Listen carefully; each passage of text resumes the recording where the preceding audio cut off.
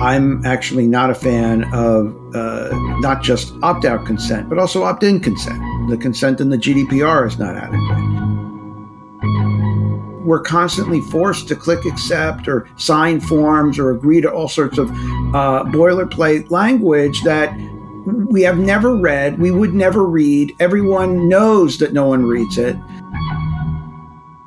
I think that should be restricted. I think they shouldn't be able to do that behind people's back. That violates kind of everything. It makes consent even more farcical.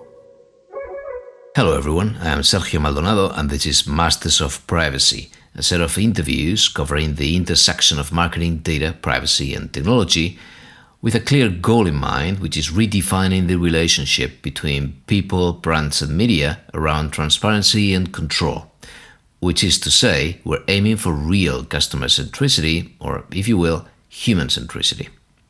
We regularly talk to DPOs, CMOs, CDOs and whoever else we find interesting and able to share valuable insights. So we hope you like it. Please do reach out if you have any ideas on future topics or speakers.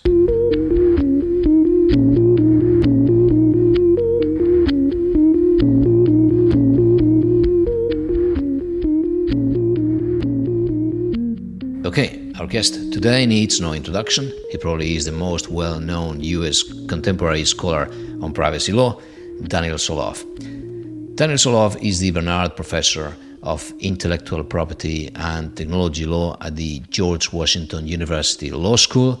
He is the co-director of the GW Center for Law and Technology, one of the world's leading experts in privacy law. Solove is the author of more than 10 books, more than 100 articles, and even a children's fiction book about privacy. His latest book is on privacy and technology, and we reviewed that book with him here as well last year. We will talk about how flawed the logic of notice and consent is, one of my favorite topics, of course, also about maintaining privacy in the age of AI, and we'll even touch on his recent article on whether George Orwell or Aldous Huxley were more prescient as to what was in store for us. Let's go for it. Well, Dan, thanks for joining me again. Thanks for having me. Pleasure. And so you've been writing more, always very interesting, and connecting many dots. And I want to start with the idea that notice and consent as a formula to bring privacy to people has failed. And you did explain that it is good news that people start caring about privacy. You wrote about that. But if the burden is on people, it's not effective. And why would you say that? What do you mean? Well, in some ways, companies and the law have weaponized people's caring about their privacy to sell them a, quote, solution that is not really a solution, that actually creates an illusion that they're in control and that they have power when they don't.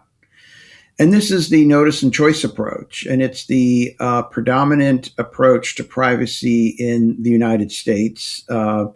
And it has failed miserably. This was an approach that emerged in the early days of the internet. It's a warmed over version of self-regulation. Companies put a notice about what they do with privacy, and then people purportedly have a choice where they can either opt out of certain things or, in some cases, just take it or leave it. But this really does not provide much control to people. Didn't. People have been very unhappy and concerned about privacy for a very long time. This finally bubbled over into the passage of laws in almost half the states now. Unfortunately, those laws have largely codified the notice and choice approach, but sprinkled on a little bit of GDPR dust. And that's the General Data Protection Regulation from the EU. It has more robust protections, still not perfect, But so these laws throw in a bunch of things. They give consumers some rights in their data, but largely are doing the same thing with notice and choice, which is putting a lot of the onus on consumers and relying heavily on getting some form of consumer consent, which then legitimizes whatever they want to do. And basically, the end result is that nothing really has changed, except there's this kind of illusion that people now have these protections of privacy when they really don't. Uh, it's not possible to really understand and address the risks of sharing data, of data use in the age of AI, in this very complex landscape. And so, unfortunately, I think these laws are largely providing illusory protections. They've taken this concern that people have had because the approach to privacy has been so weak in terms of protection, and then have essentially given them more of the same thing, just served up with, I guess, a little bit of spice and sauce, but it's still the same dish. And it's not going to work. It's not going to really move the needle. And I think it's really unfortunate. And eventually, I think, though, that the rooster will come home to roost. People will realize that they've been served, essentially the same bowl of porridge that's been just warmed over. And they're not going to feel that their privacy is protected, that all these legislative efforts that the states did don't actually solve the underlying hunger for better privacy protections. And so I think that that concern will stay. It's not that people, oh wow, now that all these states have passed the laws, we feel like problem solved. We're okay now. So I think that concern will hopefully persist, and I think people should be angry because policymakers, instead of choosing to do their job and serve the people, have decided to, by and large, help the big tech companies and industry keep on trucking. And I think that's what's happened. Yeah, and it's probably made it worse because now the word privacy itself has lost a lot of meaning. If all you do is just read that people care about your privacy, and then you see what happens, meaning that you just have more friction, then it's just, it loses its meaning. But you've been advocating for other things, so I want to get to that, the things that do work. And for example, you were pointing out that delete rights are one such a thing, even though that's after the fact. So once data has been collected and it's being processed, that there is such a thing as your ability to ask companies, now sometimes in bulk in California and other states, to delete your data. And there's other things you've been proposing. So what do you think would be ideal if we were to amend some of the laws we have now and get rid of consent as the governing sort of system, besides delete? Yeah. Well, I mean, a lot of the current approaches are, well, consumers can access this data and they can get a big download of it, or they can do a universal opt-out. I don't think these things are necessarily bad things, but they're inadequate things. And ultimately, I think that we need much more robust protections and laws. Some of those would be real meaningful data minimization protections. It's actually the subject of a paper that I'm writing with Professor Woodrow Hartzog about what does that mean if we really have true minimization in collection, in use, in transfer of data. And if we really have robust protections, substantive protections, that will move the needle a bit. Another thing is to rethink consent. I'm actually not a fan of not just opt-out consent, but also opt-in consent. The consent in the GDPR is not adequate. And that's because to get opt-in consent, you just throw a button on it, accept button, or, a box. And it's very easy to get people to undergo the charade of indicating consent. And so you step off the plane in the EU, and all of a sudden you get inundated by cookie banners. And so you're surfing the internet, and it's really annoying. Like, and It's a most nightmare. people, yeah, they just click it to go away, but it's not helpful. So yes, it looks like they're getting affirmative consent, but they're not really, because people really aren't understanding it.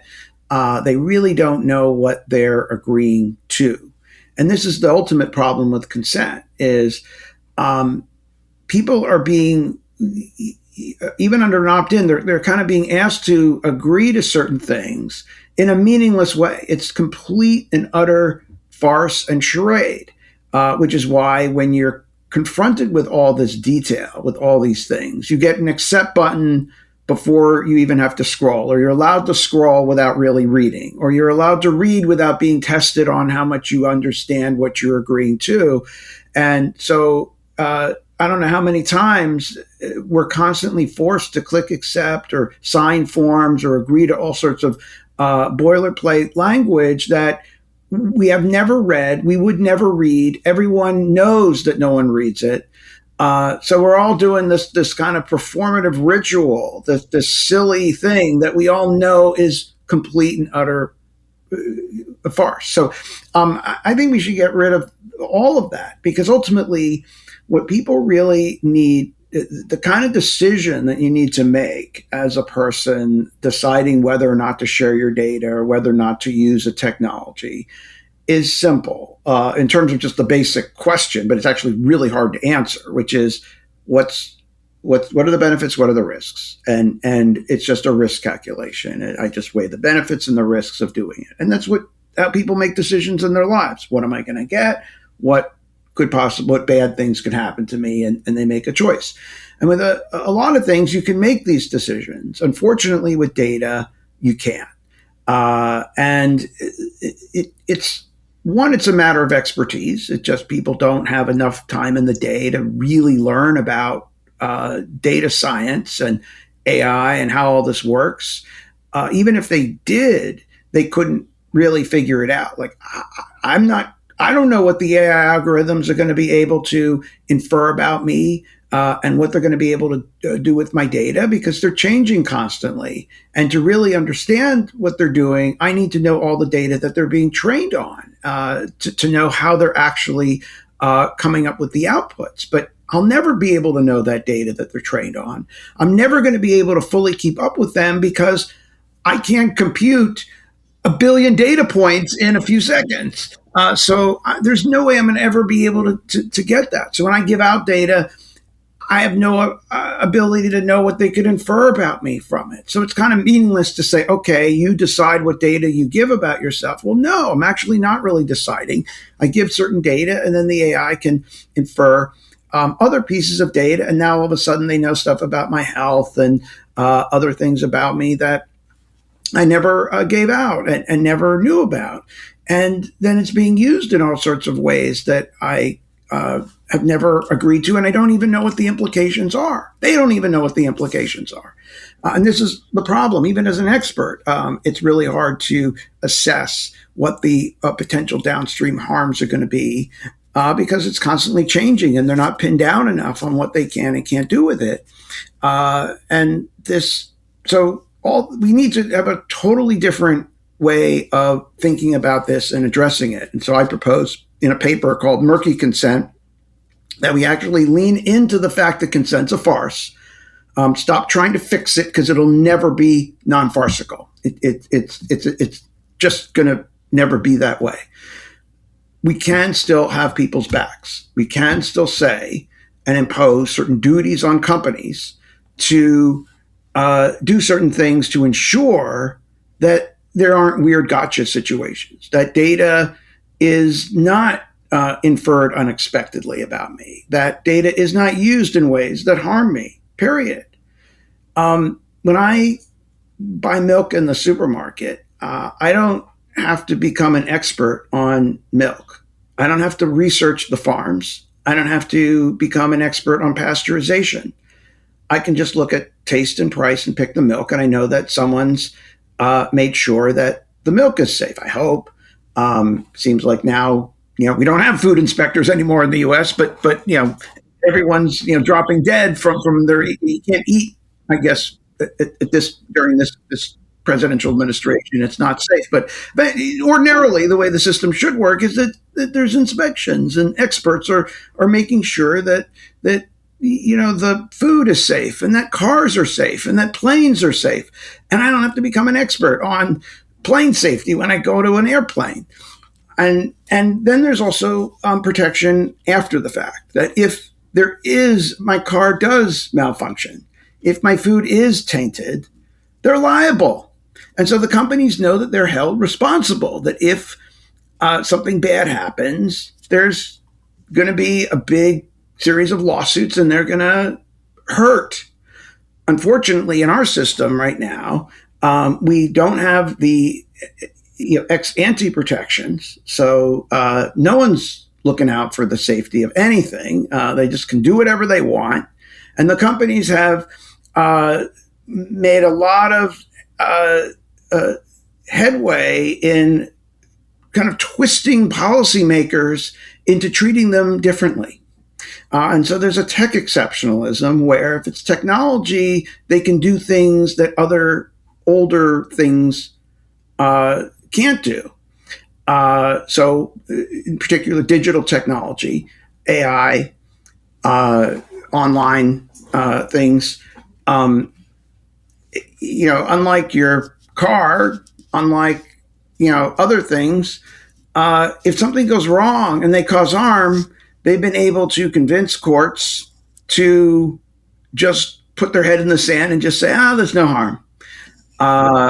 Or to find ways to get the lawsuits gone, or to find laws that ultimately don't really penalize them that much, give them a slap on the wrist. So they really don't suffer when something goes wrong. And they learn, like, hey, we can take big risks with people and get away with it. And that's what they do. And that's the problem. And we need measures in the law to stop that. That if we start treating them like we treat other things, like we treat cars, like we treat food, they will respond better, and we will have better protections. And I think we need to do that. And we need to also, I think, impose fiduciary duties on them. So, if they have our data, they should consider first our own interests ahead of theirs, especially if they're using the farce of consent to say, okay, you somehow consented. Well, I didn't really consent. But if you're going to pretend like I consented, at least then we should make the law force them to act as if I consented to something that was in my own interest. And unfortunately, the law doesn't do that. The law basically allows consent gotcha, which is, you can trick people into getting their consent or get people's consent when they really don't know what they're agreeing to.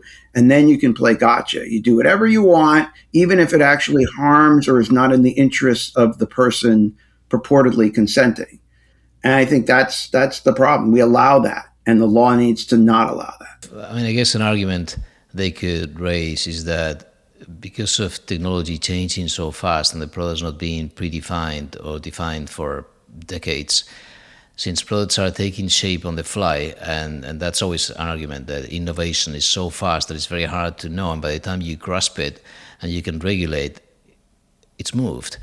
And so, but there's something we could do, which is, so you're saying, for example, in the world of products, we pre-vet. So because as individuals, we cannot be experts in everything, and we cannot just be agreeing to something when this sets information in balance, as you're saying. I'm never going to understand how a plane works, to agree to things they want to do while I'm on the plane. I prefer someone to inspect it and understand it. So there could be another way, which is that we have a layer of abstraction where we let people take control of the things they do understand. So you define your red lines in your own personal sphere in terms of freedom, in terms of fundamental rights, in terms of future choices.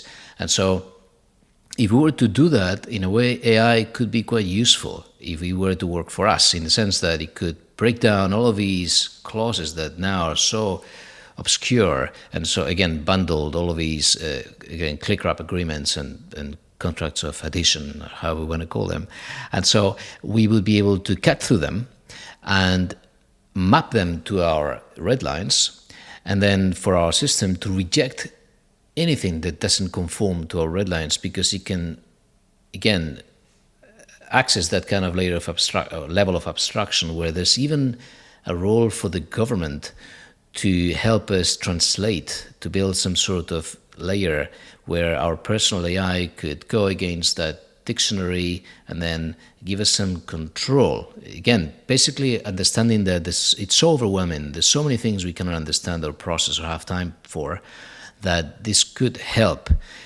But if we were to do that, then we're also accepting that AI can work for us, which is a big if as well. What do you think of that super optimistic sort of? I think it's a little too optimistic. I'm not sure we can ever get total control or enough control that the law and the fictions want us to have. Certainly, we can get a little bit more, but the whole effort to try to give people control and that somehow I'm going to be able to manage my privacy, even with AI. At scale, with all the organizations getting it, is going to be very, very difficult, if not impossible. And the landscape changes. So, what I want and what's kind of good for me and in my interest evolves with the data. And it really, I'm not sure AI could ever really figure that out, because the landscape and even what AI is and does is changing dramatically. I think we need some more hard red lines that would close these gaps that make anything meaningful impossible. So I think that the law needs to treat inference as tantamount to collection, because the whole system is based on, okay, I decide who I give data to. If they're able to infer other things that I didn't want them to know, what's the point of me deciding what data I'm giving and not giving if they can just, with AI, come up with all sorts of things that I never would have known? And that changes constantly as they get different data. They can, come up with different ways to infer it. And the classic example is about 10 years old. Target decided it wanted to figure out who among its customers was pregnant before they started buying baby products. So they didn't know the baby products. They just figured it out from other things. And they used existing data that people had given them, like things they bought. And it was pretty innocuous items that gave rise to the inference they were pregnant. And these items, some of them were unscented soap and cotton balls. And so if you think, okay, I'm just going to show them and give them, I'm okay with the company knowing that I bought cotton balls and I buy unscented soap. So what's the problem, right? You give that out and you think, okay, no problem. Even AI at that time, before someone comes up with the algorithm and figures out that pattern, might say, okay, is that going to harm somebody? No. But now someone comes up with, they decide, ooh, wow, we want to find out more about people. And so the executives make this decision, like, find out who's pregnant. Their computer scientist comes up with an algorithm and creates something that does that. And they can train the AI to figure that out. And then they do it. And I think that should be restricted. I think they shouldn't be able to do that behind people's back. That violates kind of everything. It makes consent even more farcical. So we need these hard lines, and I don't think that you can make that decision in the traditional way, which is up front at the outset. You're asked, are you okay with this or not okay with this? And then that's it. Because of these downstream uses, many years after information could be collected, suddenly an algorithm could figure out something about you that you didn't want them to do, and a new use pops up. So we need to, I think, have more hard lines to stop that kind of thing. I was telling Carissa Vedith how it's funny how in our personal sphere we all crave this agency and being autonomous and being independent and free. And then in a business world, when we need to make a living, all of a sudden we tend to dehumanize everyone else. We want to make everyone else predictable. We want to fit everyone into a model because that's how we make money as a company, as a business. And so I want to take that into, as a last thought, you wrote this very great piece about whether we are facing an Orwellian or a George Orwell 1984 dystopian scenario or a Huxley scenario.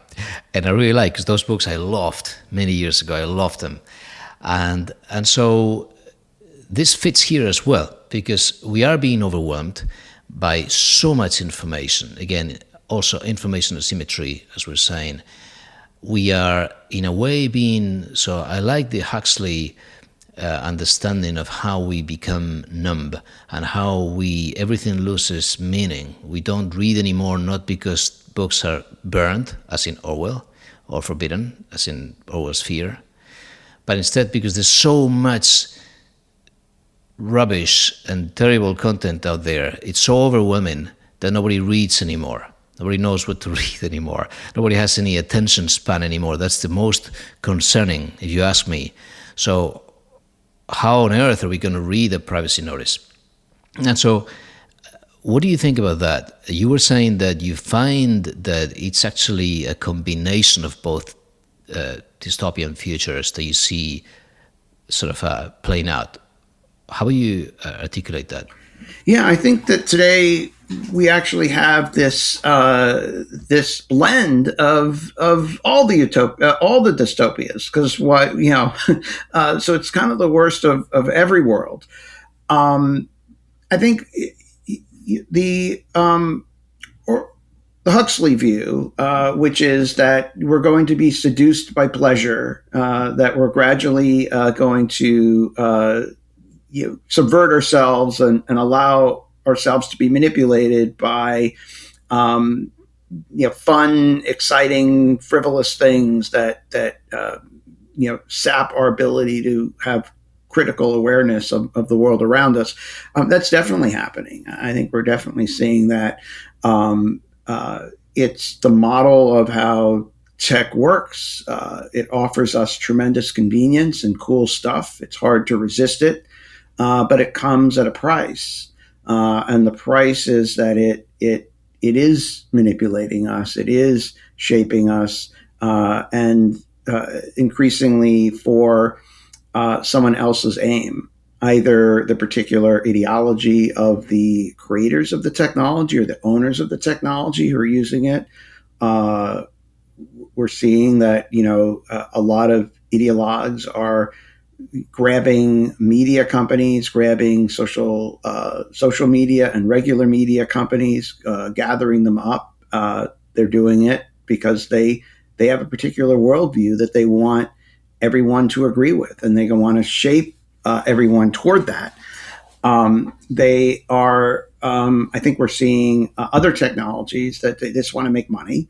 They want people to be engaged more in it, and to get engagement that the angrier and more emotional people are, the more they're going to use the platform and get involved with it, and therefore we will push people to be that way, and they are. So there's a lot of this manipulation and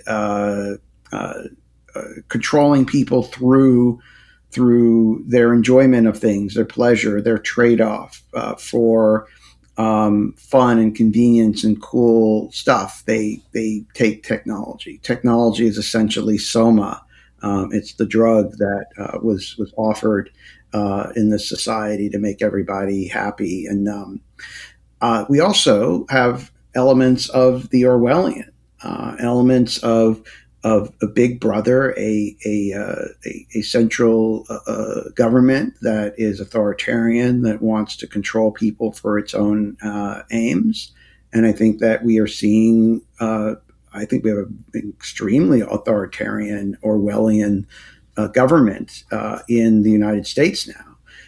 And they're partnering with companies to carry out their aims, and using this technology, incentivizing its development, and companies are eagerly building the technologies for the government to engage in surveillance. And that's why we see, these surveillance cameras everywhere. Companies like Solove that are building these tools for the government to use, and that's an Orwellian world. And so we have both going on at the same time. And ultimately, the common thread among these two dystopias and among most dystopias is it's basically that someone or some party or some entity wants to control people. They want to, and they stifle individuality either by tricking people into giving it up, or not being as individual, or oppressing them, scaring them, chilling them, punishing them for thinking in different ways. But whatever it is, it's basically someone wants to control other people. It's a power play. And in all the dystopias, that's what's going on. Someone is exercising power to force people, manipulate people to act certain ways, think certain ways, behave certain ways that conform to their particular aims and ideologies. Like Bob Dylan said, everybody wants me to be like they are, but I just want to be me. Sorry, just thought of him. Dan, thanks again. I mean, I'm sure we can. Your pieces are very, I have to say, they have a very optimistic tone. I'll say so. We won't end in a gloomy, note, because I think you also, at heart, my feeling is that you're also quite positive.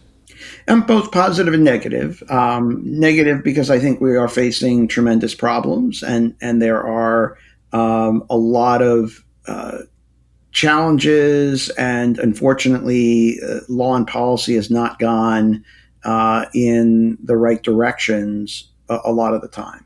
I'm optimistic in certain ways in that there are answers. There are folks that have seen what the risks and dangers are. These great dystopian writers were able to, I think, see what we're going through now and issue warnings about it. So it's possible to at least know that we're heading off a cliff. I think most people, look at the dystopias and are not happy with them, and yet here we are, marching towards them. But there are answers out there, and there is the public is concerned. They are upset over this, and so hopefully there'll be eventually a correction, a course correct that happens. And I think hopefully there are solutions, there are things that can be done that will make a difference.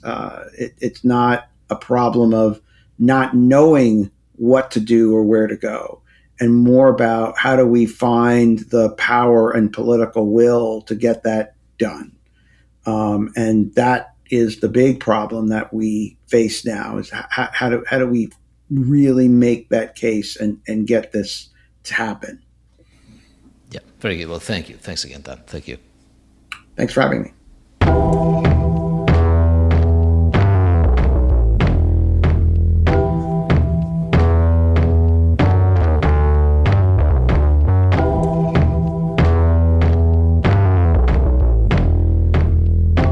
Okay, that's it for today. Find more about this topic or access the transcript for this interview on mastersofprivacy.com. Also, feel free to join us for a breakfast workshop or live recording session at a venue near you by visiting the events section, or subscribe to get all the things that we keep adding to the list.